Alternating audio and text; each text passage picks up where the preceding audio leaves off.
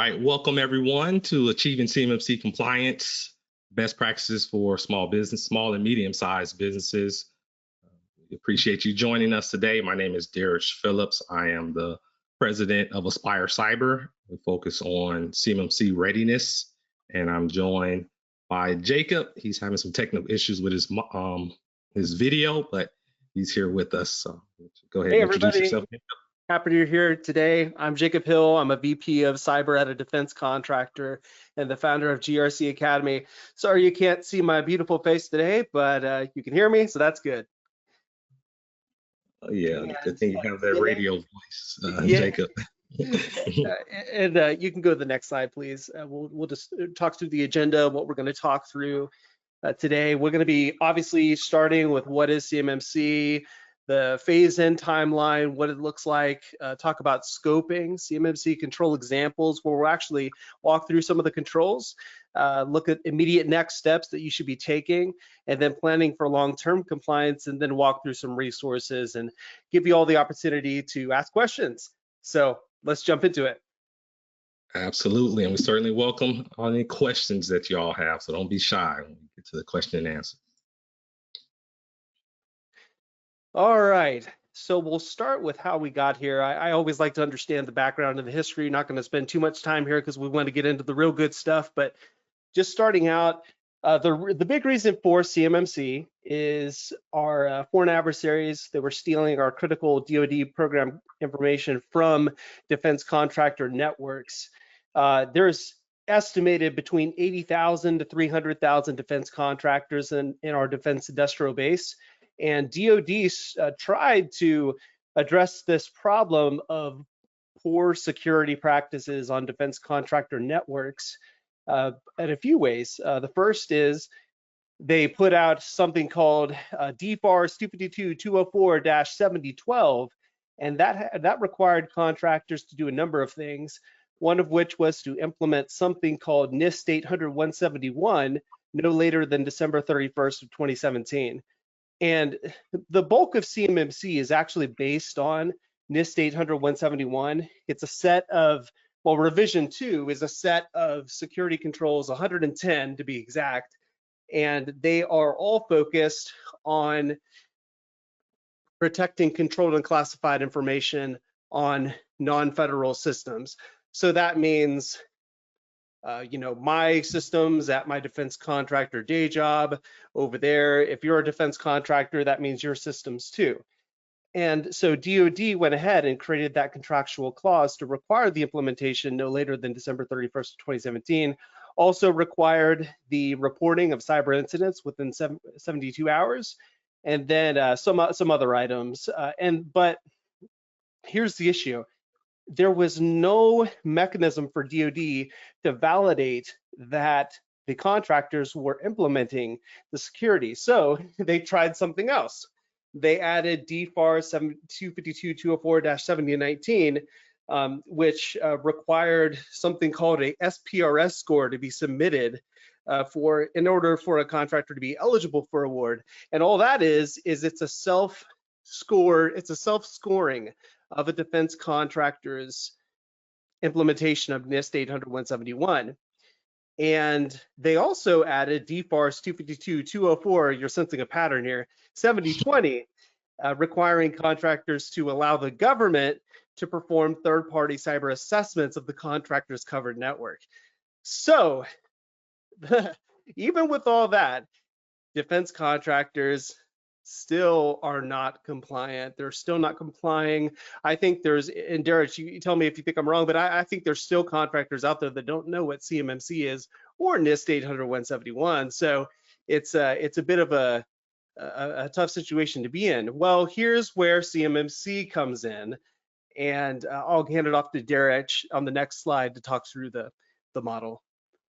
Yeah, Jacob, I'll certainly agree with you. And the challenge is, and I'm impressed by all of the DFARS clauses that you can kind of remember how you just kind of rattled them off. That's impressive, Jacob.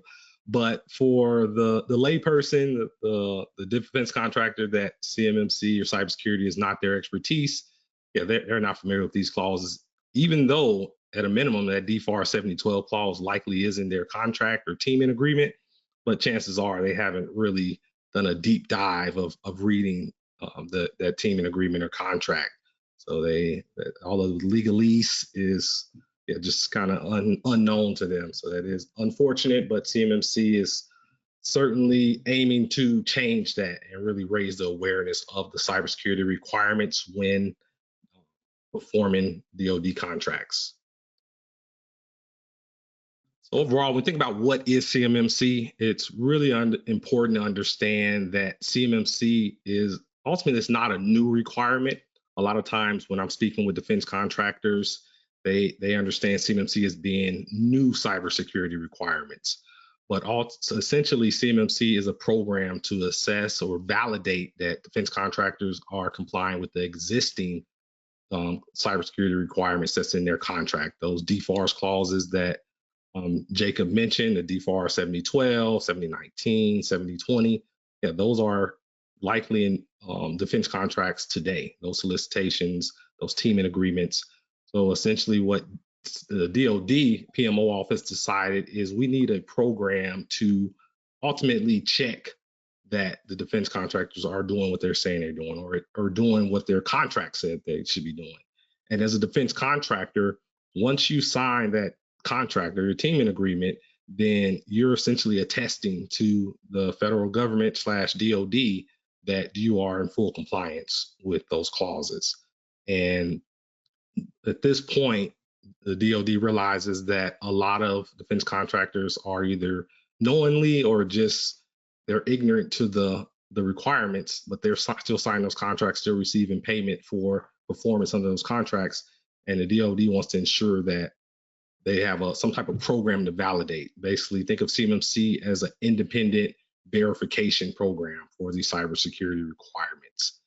And there are 3 levels for CMMC. Level 1 is going to be if you as a defense contractor, if you're processing, storing, or transmitting federal contract information only. And we're going to talk a little more about what is federal contract information versus controlled unclassified information. But for the purposes of this slide, level 1, just think in scope for level 1 is if you only have federal contract information. If you're either only receiving that FCI from the DoD or your prime, or you're producing it in the performance of your contract, then you're going to have this level 1 requirement, which is 15 cybersecurity requirements taken from NIST SP 800-171. And you also can find them in the FAR 252.204-21.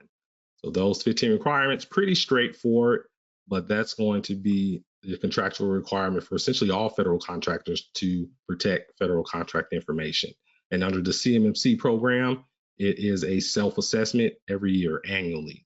And it's going to require that annual affirmation where you're going to submit that affirmation in SPURS and attest that your organization has fully implemented all 15 of those requirements and you're protecting that in-scope FCI. So pretty straightforward, not too much of a heavy lift or burden, but once you graduate from FCI to you're handling CUI, controlled unclassified information, now you go from level 1 to level 2. And you see it's a big difference in terms of the scope of requirements. You go from 15 to 110. So all of the requirements listed in this SP 800-171 revision 2, that's what you're going to be responsible for under DoD. And that maps directly to that DFAR 7012 clause.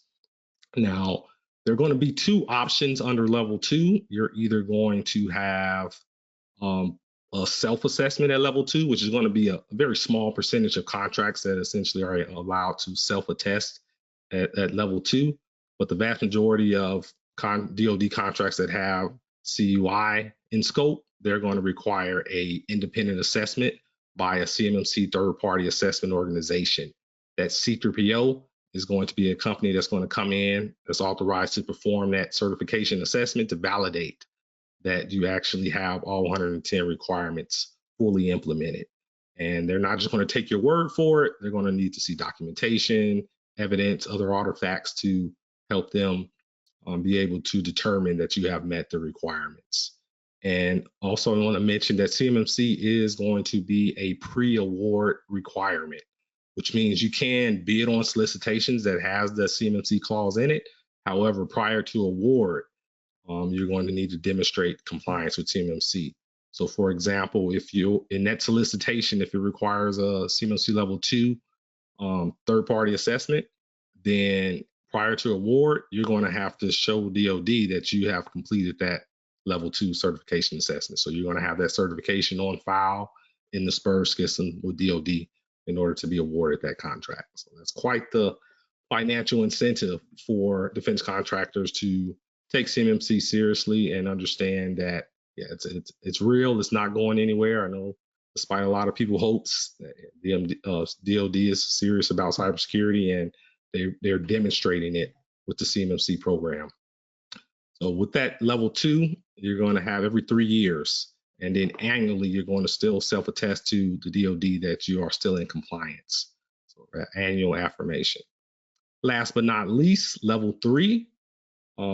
If you have level 3, if you're the ultra lucky defense contractors that are working on those sensitive programs, still controlled unclassified information, but likely highly sensitive programs where you need a level 3 certification, at that point, you'll have the DoD, their DIPCAC assessors will be the one performing that level 3 assessment, only after you've already achieved a level 2 certification assessment. So it goes in order. So essentially, once you complete level 2, if you need level 3, that's when the DoD, they're the only ones authorized to perform those level 3 certification assessments. So essentially, the additional 24 bonus requirements that you get at level 3, the DoD will be the ones validating that you have met those requirements. Again, that will be every 3 years and require annual affirmation. But the good news at level 3 is you don't have to pay for that certification assessment because the DoD will be performing it. But level 2, you will have to pay for it through that CMMC third-party assessment or third-party assessment organization. All right, anything you'd like to add to that, Jacob? No, you covered it very well. I do actually one thing that's different from now. Actually, you can go to the next slide. I'll talk to it on the next slide. And I'll highlight that. Okay, so we are at the CMMC phase-in timeline. Obviously, a key thing is everyone wants to know, all right, when do I need to comply? Like, when is this actually starting? So the CMMC program rule is effective December 16th. That is the rule that actually codifies the CMMC program. And I know all these big words, right? Well, we're going to make this simple, folks. It makes the program official. And then CMMC assessments can begin. DoD is not going to require CMMC as a rule until probably by the summer of 2025. That's what you see on the screen now. That's phase 1. And that's when you will initially begin to see requirements. After December 16th, again, CMMC assessments can begin. So C3PAOs can finally get to work certifying, assessing these companies. That's great news for the ecosystem and for those who have been on the train so long, they can finally get to work. And companies can begin to get these certifications. But phase 1 is when DoD will begin to include requirements for CMMC in contract solicitations. That is the key. The rest of these phases are further out. There's a few things I want to highlight for phase 1. Phase 1 will begin when some people call it the Title 32 rule. I prefer to just call it what it is, the DFAR 7021 rule. That is the rule that that adds a contractual clause to the DFAR, and that's what you will see in your contract, the DFAR 7021. So like DFAR 7012, DFAR 7021 will say you have to be at this CMMC certification level, right? And there is a proposed rule out there that you can take a look at the language. But once that is effective and DFAR 7021 is also effective, then DoD will begin to add that into CMMC into requirements. Now at phase 1, what we're mostly going to see is self-assessment of CMMC level 1 or CMMC level 2 for the most part. But there's a caveat. The DoD can require CMMC level 2 certification for specific contracts or option periods. And guess who's in charge of doing that? Not DoD CIO, but the program offices. And the program offices are also responsible for determining the CMMC level for the contracts. So to my knowledge, the program office staff across DoD has not really got a lot of training yet on CMMC. So my advice to the small businesses out there is get certified. That will be a huge competitive advantage. It will really limit your risk early on, especially the prime contractors are going to be pushing for the subs to get certified also. So do your best to get certified as soon as you can, and especially if you haven't started on implementation of the controls, you're actually really behind at this point.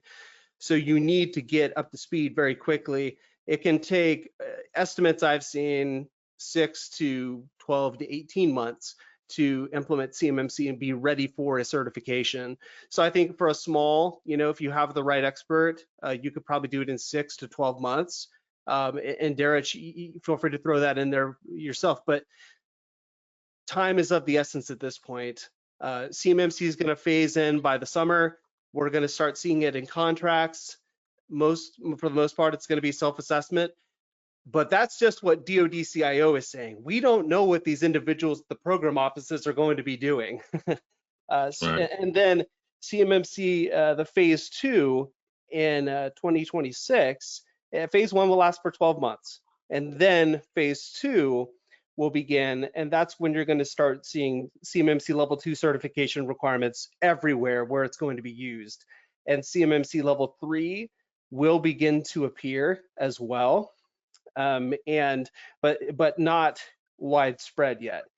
And then phase 3, again, it's a 12-month period. Phase 2 to phase 3, we're going to start seeing CMMC. Of course, level 2 is already there. And then we'll start seeing CMMC level 3 being the norm when, for the contracts where it's going to be required as condition for new contracts and option periods as well.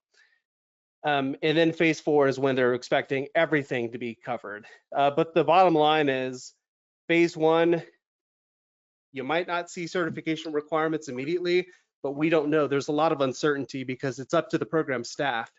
And they can require certification and not just self-assessment. But the other issue is that your primes are going to be pushing heavily on you if you're a subcontractor. So my advice, do your best to get certified as soon as you can. And Derrich, feel free to add anything. Yeah, Jacob, I think you covered that well. And I'll just reiterate that in regards to this timeline. As a defense contractor, especially as a subcontractor, you certainly can't sit back and say, all right, I have at least until phase 2 before I start taking it serious. Because what I'm seeing with a lot of our subcontractor clients is their primes are really the one driving with CMMC. What they've been waiting for is for it to become effective, which is as of December 16th of this month, it will be effective. As Jacob mentioned, so at that point, the C3POs will be authorized to start performing those CMMC level 2 certification assessments. So that's when the primes are going to say, okay, subs, where are you at with getting on the waiting list for that level 2 certification assessment? Because it is a flow down requirement, CMMC. So wherever that FCI or CUI flows, the requirements follow. And those prime contractors have a legal and contractual obligation to make sure that their subcontractors are in compliance. And the best way to validate that is through that CMMC level 2 independent certification. So we're seeing that already. Yes. We'll see a lot more, and especially in Q1 of next year. I think it's going to be, the floodgates are going to be open, and a lot of my C3PO friends, they have wait lists already. Many of them I've heard from already until like May of next year, June, and that's increasing. So it's not like you're going to be able to just call up a C3PO and say, okay, I want to get assessed next week, you're likely going to have to be in line waiting. So yeah, and the last thing I'll add, Derrich, is I spoke with Miss Stacy Boschanic for my podcast last week, and I'm hoping that episode will be out this week or maybe next week. We'll see. But one of the things she highlighted was the fact that they're still working on the training for DoD's workforce. So there's a lot of uncertainty, even among the workforce. And when it comes to the primes, the requirements are on the primes to validate compliance at all tiers. So when something is new, it's normal to be risk averse, right? Mm-hmm. And so if you're not certified, that is a big business risk, I think, going into phase one. So just keep that, not trying to scare you all, but just keep it in mind, because it's very important for the success of your business. You can go to the next slide, Derrich. Yeah, good point. And a lot of the conversations I'm having, especially with those small defense subcontractors, where it really boils down to a business decision, deciding, okay, is it worth staying, continuing to support the defense industrial base, the DoD, knowing that we have these cybersecurity requirements. There are definitely costs associated and administrative activities required. So yeah, it really is a business decision. And then for those contractors that I'm seeing are kind of being proactive and getting on the wait list to get that CMMC level 2 certification, they're making that cost benefit analysis. They're deciding that yes, it is worth the investment for us to get this certification and differentiate ourselves from our competitors, where we can demonstrate, even though it's not required yet in our contract, to demonstrate, yeah, we have our level 2 certification. We've proven that we can safely handle FCI and CUI. Yeah, I do think that is a competitive advantage. So I think that's a good way to look at it versus, okay, this is just another compliance requirement that we have to do, and look at it as how can you differentiate your organization from your competitors. And on the commercial side, we see this a lot with ISO 27001, SOC 2, all those other type of certifications and audits that require independent verification. And CMMC is just going to be kind of in the same category, where it's going to provide your customers that extra level of assurance that you are going to properly handle their sensitive information. Right, so getting to a little bit more of the nuts and bolts of CMMC, at the scoping basics.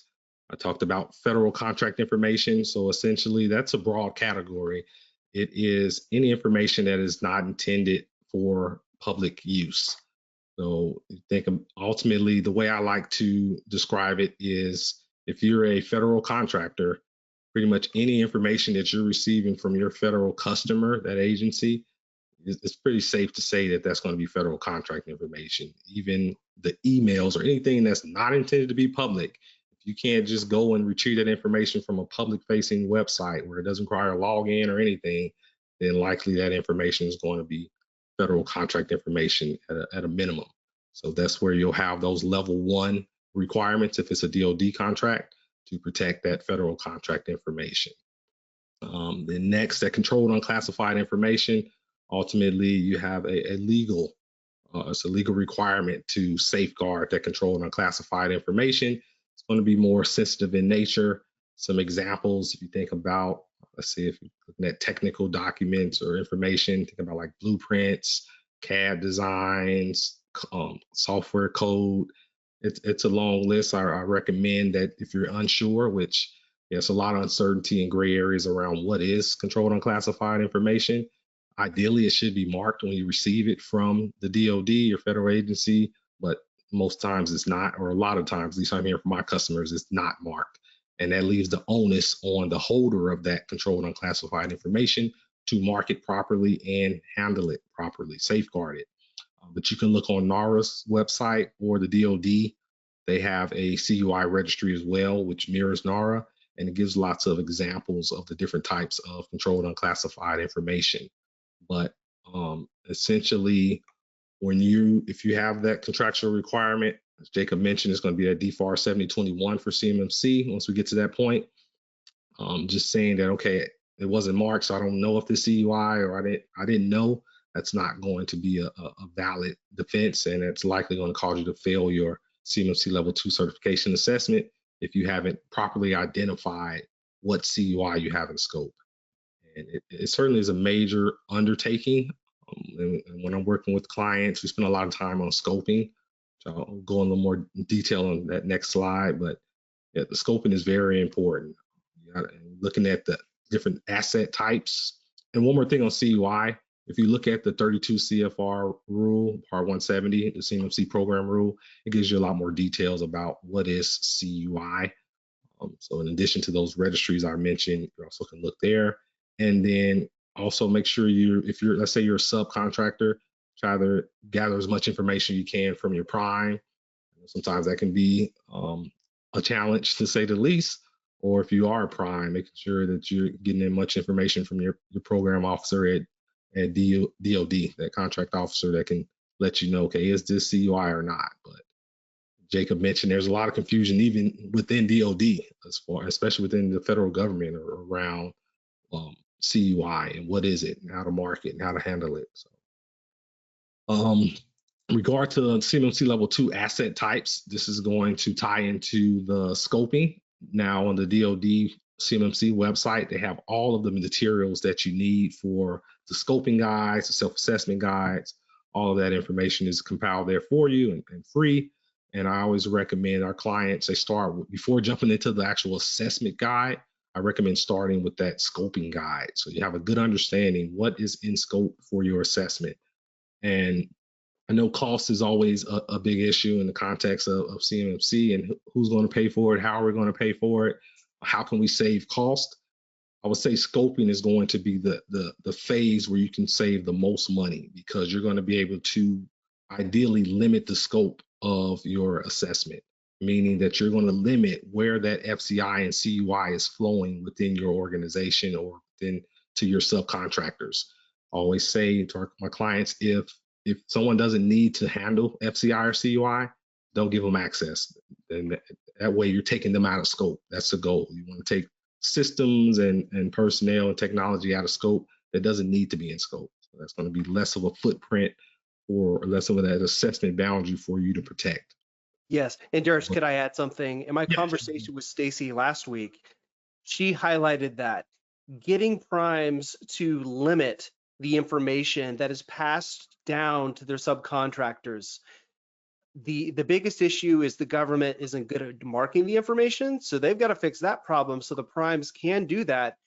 Right. But like I said, everybody's going to be risk averse at first. So in the interim, go back to my original advice of getting certified and not relying on or trusting the prime will be so kind to do the footwork to make sure you only get certain information and you don't get CUI. Mm-hmm. Right. Yeah. Really, really good point. And I was just talking to a client this week where they mentioned that information that they used to receive from their prime wasn't marked CUI. Now they're marking everything as CUI that they're receiving, and they're just confused. Like, hey, for the past 10 years, this wasn't CUI. Why is it CUI today all of a sudden? And I think we're going to see a lot more of that, unfortunately. And going back to your point, Jacob, as far as being risk adverse, and really the DoD, they can try to educate the primes, but they can't really dictate to the primes to say, okay, you're not allowed to overmark. So that's where the challenge is, where if those primes are overmarking to basically reduce their risk, it's kind of that's the nature of the business that you're going to be in, at least for the foreseeable future, until there's more education and awareness. It's unfortunate. Encourage you to push back, especially as a sub. I know it can be easier said than done, but I remember I was listening to a podcast. It was a defense contractor attorney mentioned that that's what he does full time, where essentially maybe subs are contacting him saying, hey, I don't think this is CUI. Can you help us renegotiate this with our primes?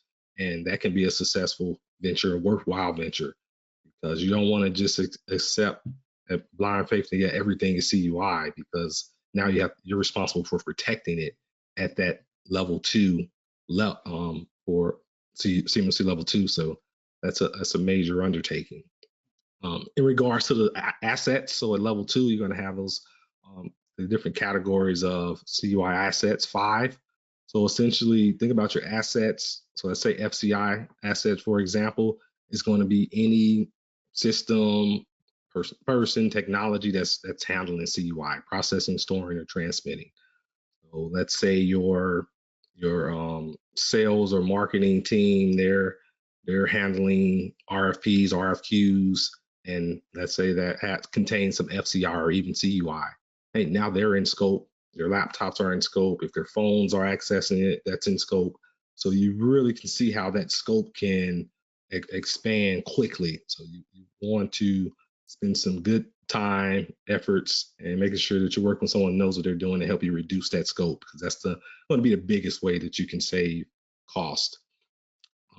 Other assets, security protection assets, those are going to be the ones that any, let's say, technology, for example, that's protecting your CUI or FCI. So it could be your firewall, it could be antivirus, it could be physical locks, security guard, if you're talking about physical security. So it can be a range of different types of assets. Specialized assets are going to be, for example, government furnished equipment. So if the government's issuing you, let's say, a laptop, then that's going to be a specialized asset, and it's not going to be in scope for your level 2 assessment.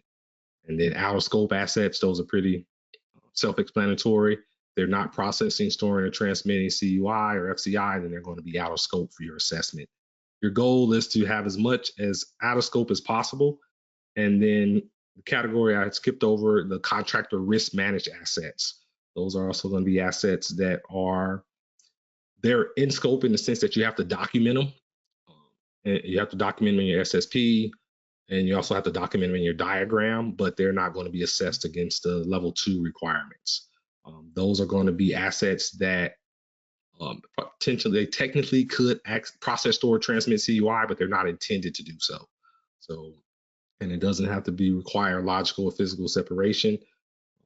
Let's see, example of that come to mind really just could have computers that, let's say, going back to the sales team, if they're not, maybe they're on the same network, but you have administrative controls in place to make sure that they're not accessing CUI. I wouldn't stop there, but that could be an example where you can make the case that those are contractor risk managed assets, that you're managing the risk with either logical and or technical controls so that those assets do not touch that CUI. And just to reiterate, when we're thinking about assets, you can't leave out people. So your staff, your team, your subs, wherever. Again, CMMC, it's info centric. It's following the information. Wherever that information flows, then that's where you have to protect it to that level. Jacob, do you want to chime in as far as a defense contractor, how you all kind of approach scoping and any challenges you encountered? Yeah, I would love to. The issue is that we're almost to Q&A, 14 minutes there, so we better just proceed, I think. Yeah, this is a broad topic. Let's go to the next one. I'll touch on this briefly. Let's see, go back to that. Oh, sorry, I think else. All right, here we go. So just real quick, this is kind of a checklist I use with our clients. This is not as exhaustive, but it's just how important it is doing a pre-assessment. Before you do any gap assessments, making sure that you have looked at, you're kind of following wherever that information is flowing and have a good grasp of what's in scope for your assessment. And then it's just an example data flow diagram. It's good to do a data flow diagram. It's required for level 2, at least a network diagram at a minimum, but you want to see, okay, what systems are in scope, where is that information flowing within our organization, and then you know, okay, where are the requirements flowing? So what systems do you have to protect at that corresponding CMMC level? All right, let's jump into the requirements. Now, I know, Jacob, you sent me the links. Let me see. I don't mess anything up sharing, but let me click on one.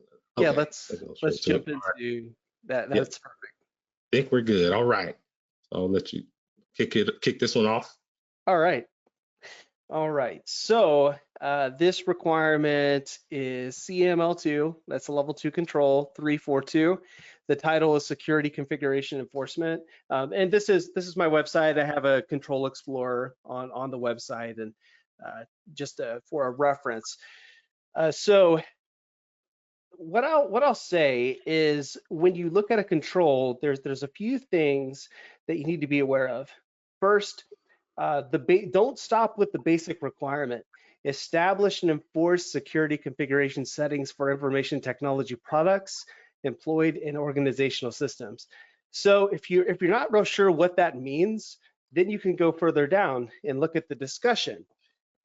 And I'm not going to read all of this, but there are even references that will provide further information. If we look at the third paragraph, common secure configurations, also referred to as security configuration checklists, lockdown or hardening guides, security reference guides. It gives a ton of examples of what could be your security configuration settings for a system. And then if you look further, this is DoD's additional information under further discussion. And they actually try to provide scenarios, and I think for the most part they've done pretty well. You know, under the example, they say you manage baseline configurations for your company systems, and you know, they try to put you in a role, and that help you understand exactly what you need to do. Now, there's a few ways that I could implement this. If we go back up to the top and look at the basic requirement, I have to establish and then enforce security configuration settings.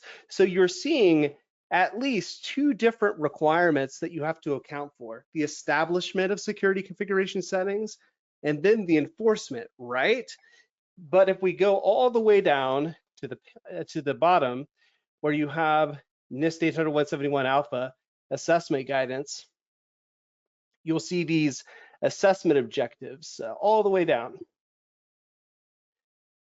And just as I said, the 342A, security configuration settings for information technology products employed in the systems, are established and included in the baseline configuration. So we're establishing them, but you see a mention of a baseline configuration. So we can't just have a list somewhere and say, yeah, this is what we do. We have to have some sort of baseline, right? And then 342B, security configuration settings for information technology products employed in the system are enforced. That would mean not only do we have our security configurations, you know, this registry key equals 0, or you know, that would be an example from the Windows 10 STIG, for example. The STIGs are a great source to look at, and you can there are different ways you can implement them via GPO or via Intune or MDM, and so there's a number of ways you can do that. And then there's also CIS benchmarks that you could reference. This control does not tell you what your configuration should be. It's just saying that you have to have a security configuration settings that you implement. And you know, we don't want to reinvent the wheel, so we can leverage what's already been done. This is one example that I'll go back to. Go back to the Control Explorer, Derrich, please, and let's pick CMMC level 2, and then let's go to all the way at the top there. So which one? Let's go back up to the Control Explorer all the way at the top. You might have to hide that dialog. Yeah, right there. Oh. Yep. All right. And then go to level 2 in the filters, and then pick 311. And I just want to show you all this because this is really critical. Okay, you see the requirement. Limit system access to authorized users, processes acting on behalf of authorized users and devices. So right at the bat, I'm picking out at least 3 requirements. If we go further down, all the way down to the assessment objectives, Whoa. Yeah, there's a bunch of them, right? And Derrich will get into this in a moment, but this is exactly what the assessor will be looking at. So as you implement, make sure that you're considering not only the basic requirement language, you're looking at the discussion, the further discussion, and then you're doing a self-assessment as you go for these assessment objectives. Now, Derrich, you can look at this one or another one and tell us how this might be assessed. Yeah, for the sake of time, we can look at this one. And this is important because this is a level 1 control. So we talked about that FCI. And you see, you have those 6 assessment objectives. And so where I see a lot of defense contractors just get confused or not understanding requirements is they will stop at the what I call the parent level requirement. And essentially, and if you look at the verbiage, that's kind of vague. Especially if you're not a cybersecurity person, you're going to say, okay, what does that even mean? And as far as from the assessor standpoint, that's the first thing I'm looking at is I'm looking at the assessment objectives. And the reason they're called assessment objectives is that's how the assessors are going to be able to objectively determine if you've met that parent requirement. So it's not a subjective determination. It's going to be objectively determined, okay, have each of these assessment objectives been met? And where CMMC is really stringent is, let's say you've met 5 of the 6 requirements. Now, if you miss, let's say this one, the 6th requirement, now the entire requirement is not met. So it's pretty much an all or nothing with the exception of essentially 2 of the 110 requirements that it's either all or nothing. Either you've met the requirement or you haven't met the requirement. And if you can imagine, if you're just looking at the requirement, doing your gap assessment and just subjectively saying, yeah, sure, we limit system access to authorized users, but you're not factoring in those assessment objectives, you're essentially flying blind. You're not going to pass your assessment because you're not looking at essentially the test answers. So I like to say that CMMC is an open book exam. You know exactly what the assessors are looking for, how they're going to grade your requirement, whether you met it or not. So it's going to be these assessment objectives. And also in the context of a CMMC level 2, level 3 assessment, you have documentation requirements. They're not just going to take your word for it that yes, system access is limited to authorized users. As an assessor, I want to see, okay, let's see the list of your authorized users. Let's see their documented roles. Are they an admin? Are they just a basic system user? Are they a security? Do they have security functions, privilege functions? You need to have all that documented. And then also show me what systems they have access to. In addition to, let's say it's a privileged user, now I want to see that they have not only a privileged user account on that in-scope system, but I also want to see if they have a basic user account, because they shouldn't be using the same login doing just basic functions as they're going to use for their privilege functions. So there are a lot of nuances, a lot of details when you dive into the actual assessment objectives. So we mentioned earlier that CMMC level 2 is 110 requirements, but there are 320 assessment objectives. That's where it becomes quite the undertaking, especially if you don't understand the requirements.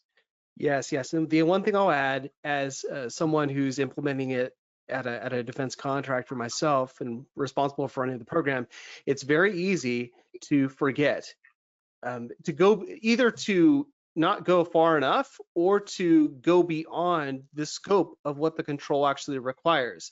And that's when you have to go back to what does the requirement say and what are the assessment objectives asking for. So it's so critical in the conversations we get in the room with all the smart engineers, right?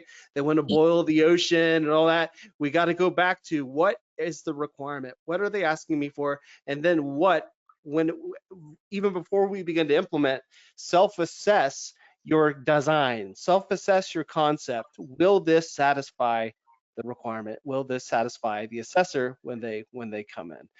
We had 2 more controls we were going to look at, but unfortunately we're going to have to speed this up a bit and jump back into the slides so that we have enough time for Q&A. All right. We can go back one more I think slide. I skipped one. Yep, there we go. Okay, I'm going to speed through this. Immediate next steps. Figure out what level of CMMC you're going to need. So what I'll say is I think the phase-in is going to be rough. I think that relying on CMMC level 1 initially is going to be a risk because everyone's going to be risk averse. The jump between CMMC level 1 and level 2 in cost is substantial, but I do think just in the initial phase in, you might be putting yourself at a risk if you're relying on CMMC level 1 to be used. So keep that under consideration. Also think about where you want to be under 5 years. What contracts are you going to go after, and what information do you think they'll involve? And then, as Derrich walked through the CMMC scoping exercise, get that done. Figure out how you can limit that scope, because every COI asset and security protection asset, we looked at access control. That access control, you have to implement that on every one of those. So it can get expensive and time consuming. Get a gap assessment done, figure out what you need to focus on. A lot of companies have implemented security. Maybe you're already ISO 27001 certified. That's great. And there's overlap. So figure out what your gaps are and then implement and document. Documentation is still important. Those are the quote unquote NFO controls, the non-federal organization controls that don't appear in the control set. And they're all about your policies and processes, but they will still be part of the assessment. So you have to document. Don't forget that. And then I would say engage with the C3PAO as soon as possible. Derrich mentioned they're getting booked into next year. It's not going to be long until you're going to be looking at a 2026 assessment date. So don't wait. Next slide, please. Yep. All right. Let's see. And then I'll fly through this as well, so we have enough time for Q&A. Yeah. It's real critical to integrate into the business processes because cybersecurity people, we can't succeed without the rest of the business being on board. So, the IT group has to be on board with change management. We have, if there's a cyber group and an IT group, the cyber people have to be on the change management board to make sure that compliance is accounted for, even in partnering. And who your subcontractors are and who's validating their compliance. If they're saying CMMC level 1 and your BD people are saying that's great, everything's great, we have to integrate into those processes to maintain compliance over the long term. We talked about change management. The other thing is annual affirmations of compliance. That's something new that's with CMMC. You're going to have to submit an annual affirmation that you're still compliant. And if you're not integrated into the business processes, how do you even know that? You know what I mean? So it has to be done. And then develop a training plan for the organization. Like I said, we can't succeed on our own island. And something else to be aware of is 800-171 revision 3. It is finalized. The DoD it's coming. It's coming to CMMC. So revision 2 is what we're working on right now. I would advise you to look at 800-171 revision 3 and try to prepare ahead. Try to future-proof yourself. But at this point, I think we can go to the next slide and Q&A. Yes, jump in the Q&A. All right, let's open it up. I know Jacob and I talked a lot. Let's hear from you. What questions do you have? I'm definitely happy to answer them. I think we have some in the chat. I don't want to do it. I'm not sure if people are able to come off of mute or we just read them from the chat. Let's see. Desiree, I think she mentioned in 5 minutes. Okay, Q&A. Any questions? Thank you. Okay, Desiree. So how do you provide your self-audit results to SPURS for level 1? Jacob, do you want to tackle that first, or do you know? Yeah, certainly. So right now for level 1, you don't. CMMC, you'll begin to do that once the phase 1 begins, essentially. The SPURS system, I think, is in the process of being updated to be able to hold those level 1 scores. Right. And also, you can't POAM anything for level 1. It has to be 100% compliant. Yep, good point. All right. Next question we have is, Self-audit. Is there a requirement that those handling CUI and or FCI data / information be U.S. citizens? It's a good question. So the straightforward answer, FCI, to my knowledge, no at this point. But CUI, there are different categories of CUI. So if your CUI falls in the category of export controlled or ITAR, then there are requirements that anyone handling that information or wherever that information is being stored, sent, is those persons have to be U.S. persons, not U.S. citizens, but U.S. persons. And certainly when it comes to ITAR, export control, you want to make sure you fully understand what those requirements are. So I always recommend speaking with the ITAR attorney, someone who specializes in it, because you don't want to guess with that sensitive information. Anything else you want to add on that one, Jacob? Nope, that's good. Number 3, okay, who will determine the level of assessment needed for a subcontractor? Let's take that one, Jacob. Yeah, that's a great question. So looking, and I was actually pulling up the proposed rule of 7021 to see what the flow down said, but the basics of it, DoD will provide the CMMC requirement, right? And then from what I understand, the flow down requirement will be based on the information that is provided to the subcontractor. And so what should be happening, and like I said, in the phase in, it's going to be rough. It's going to be really rough because the government isn't marking the information well. There might be over marking. And then the next question from the prime's perspective is, what is the CUI? If the whole document is marked as CUI, I can't strip anything out, you know, because everything's marked CUI. So that's kind of the big issue we're facing, is if there's no, for example, paragraph markings or specific markings on a diagram, and it's just CUI at the top of the page, at the bottom of the page, you can't strip anything out because you don't know what is actually the CUI. So I think initially what's going to happen is, if it's a CMMC level 2 certification requirement for the contract, that'll be flowed down to the subcontractors because we don't know what information is not CUI. That's the big issue. I hope that helps. Not a great answer, but I think that's what's going to happen. Yeah, I think that's the reality of where we're at right now. The next question is, what is the most difficult controls for customers to meet? I'll take this one. I will say, going back to what Jacob mentioned, essentially, I would say operationalizing CMMC, because CMMC is not an IT problem. It is an organization problem. You can't solve or achieve CMMC level 2 compliance with just IT, because there are other controls. For example, human resources, you have physical security, you have other controls that's outside of the domain of IT, where you do need senior leadership's buy-in, and you do need the entire organization that's in scope for the CMMC level 2 certification assessment to have operationalized all of these requirements. And it's just going to require a new way of doing business if you're not currently in compliance. So I would say that's the most challenging, making sure that it's operationalized. Anything else you want to add on that one, Jacob? Yep, that covered it well.